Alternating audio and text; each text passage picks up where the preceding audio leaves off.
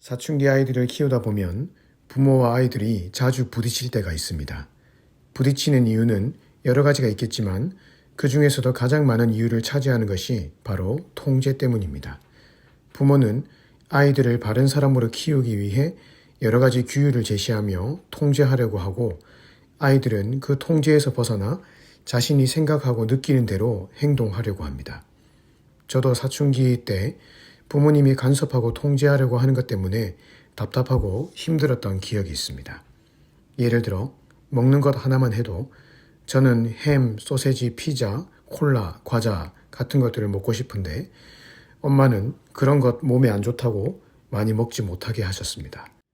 뿐만 아니라 밖에 나갈 때 얼굴에 선크림은 발랐는지, 밖이 추운데 옷은 왜 그렇게 얇게 입고 나가는지에 대해 사사건건 간섭받았던 기억이 있습니다.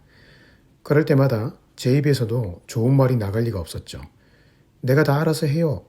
그렇게 퉁명스럽게 말하면 엄마도 속이 상하셨습니다. 하지만 통제받는다는 것이 그 당시에는 그렇게 싫고 답답하게 느껴졌기 때문에 내가 통제받는다는 느낌이 들 때마다 자주 엄마의 마음을 상하게 만들었던 기억이 있습니다. 하지만 이제 제 나이도 40이 넘고 인생의 여러 가지 경험들을 해보다 보니 그때 엄마가 간섭하고 통제해 주셨던 것들이 얼마나 감사한 것이었는지 새삼 깨닫게 됩니다. 그 당시에는 먹는 것을 통제하던 엄마가 그렇게 싫었는데, 그렇게 바른 먹거리에 대해 가르쳐 주신 엄마 덕분에 이제는 스스로 바른 먹거리를 찾아 먹을 수 있게 되었습니다. 그 당시에는 왜 그렇게 선크림을 바르고 밖에 나가야 되는지에 대해 불만이 가득 찼었는데, 그렇게 간섭해 주신 엄마 덕분에 이제는 선크림을 자주 바르면서 자외선으로부터 피부를 잘 보호하고 있습니다. 그러고 보니 엄마의 통제와 간섭이 그 당시에는 나를 올가매고 구속하는 것처럼 보였지만 돌이켜보니 오히려 나에게 많은 자유를 주었습니다. 바른 식단을 가르쳐 주신 덕분에 건강한 몸을 가질 수 있게 되었고, 그 건강한 몸으로 더 자유롭게 많은 일들을 행할 수 있게 되었던 것이죠. 선크림을 바르는 것이 때로는 귀찮게 느껴졌지만 그렇게 함으로써 오히려 자외선으로부터 나의 피부를 보호하게 되었고, 그 덕분에 피부암이라든지 여러 가지 피부 질환으로부터 자유할 수 있게 되었습니다. 이런 면에서 통제와 간섭은 어찌 보면 한 사람을 구속하는 것처럼 보이지만, 만약 그 통제와 간섭이 정당하고 바른 것이라면 그것은 한 사람을 오히려 더 자유롭게 만들어주는 역할을 하는 것이죠. 반대로 말해 통제와 간섭을 벗어나서 살아가면 자유가 찾아올 것처럼 보이지만, 오히려 규율과 규칙을 벗어나서 살다 보면 그것이 오히려 한 사람의 자유를 올가매고 구속시켜버리는 경우가 있는 것입니다. 오늘 본문이 바로 그것을 이야기하고 있습니다. 본문에 나타난 삼손은 하나님이 만드신 규칙과 통제를 마치 자기를 올가매는 사슬처럼 생각했던 자였습니다. 그래서 삼손은 하나님이 정해놓은 규칙에 의해 통제받는 삶 대신에 자신의 감정이 원하는 대로, 자기 마음이 끌리는 대로 살아갔던 사람입니다. 어찌 보면 굉장히 자유로운 사람이죠. 왜냐하면 자기가 하고 싶은 대로 사는 사람이었기 때문입니다. 하지만 그 결과는 자기가 원했던 자유와 정반대의 길을 걷게 만들었습니다. 3절에 자기 뜻대로 블레셋 여인과의 결혼이 진행되지 않자 통제되지 않는 분노를 표출합니다. 여우 300마리를 잡아서 그 꼬리에 불을 붙인 채 블레셋 사람의 밭으로 보냈고, 그 결과 그 지역 사람들이 먹을 먹거리를 모두 태워버렸습니다. 아마 삼손은 그 밭들이 불타는 것을 보면서 속이 시원했을 것입니다. 하지만 그렇게 통제되지 않는 분노는 블레셋 사람의 분노를 자극했고, 그들은 삼손의 장인과 딸을 불살라버렸습니다. 이런 행동은 삼손 마음에 또 다른 분노를 자극시켰고, 삼손은 자신이 통제할 수 없는 분노의 감정에 이끌려서 또 다른 블레셋 사람들을 쳐 죽여버렸습니다.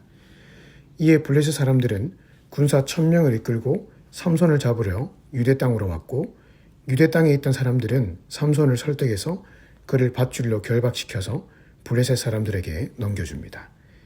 이것이 삼손의 통제되지 않는 분노의 결과였죠. 그 결과는 자유가 아니라 밧줄에 꽁꽁 묶인 채 적군에게 마치 포로처럼 끌려가는 것이었습니다. 자기 마음대로 살면 평안과 기쁨과 자유가 있을 줄 알았지만 그 결과는 자기도 통제할 수 없는 막다른 골목에 다다르게 된 것입니다. 만약 삼손이 이스라엘의 사사답게 하나님의 말씀으로 자신의 감정을 통제하고 컨트롤했다면 어떤 결과가 있었을까요? 아마 이보다는 훨씬 더 좋은 결과가 있었을 것입니다. 비록 말씀의 통제를 받고 그렇게 함으로 자신의 감정을 다스리는 것이 그 당시에는 정말 힘들었을 수도 있지만 오히려 그 말씀의 통제 안으로 자신을 밀어넣는 것이 결국 그에게 더 좋은 유익을 가져다 줄 수 있었던 것이죠.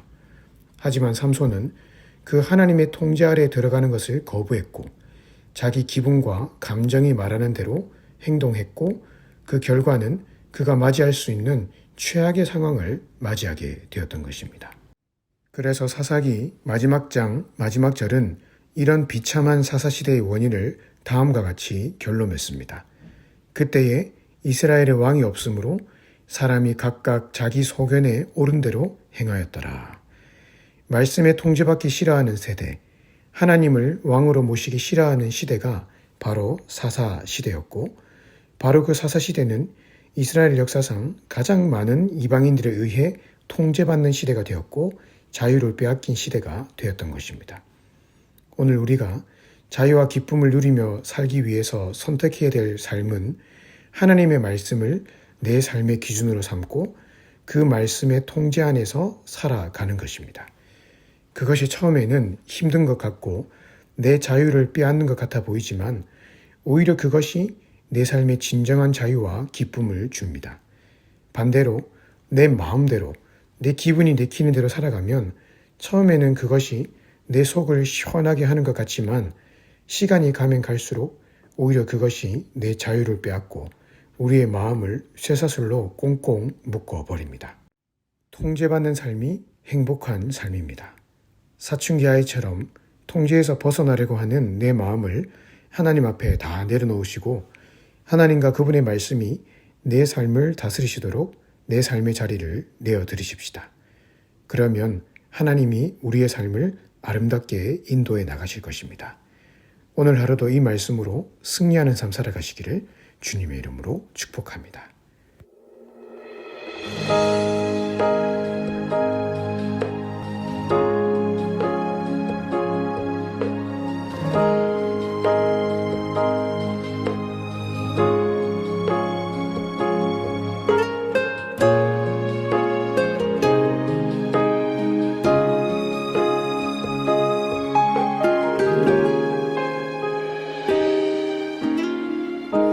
내 삶의 소망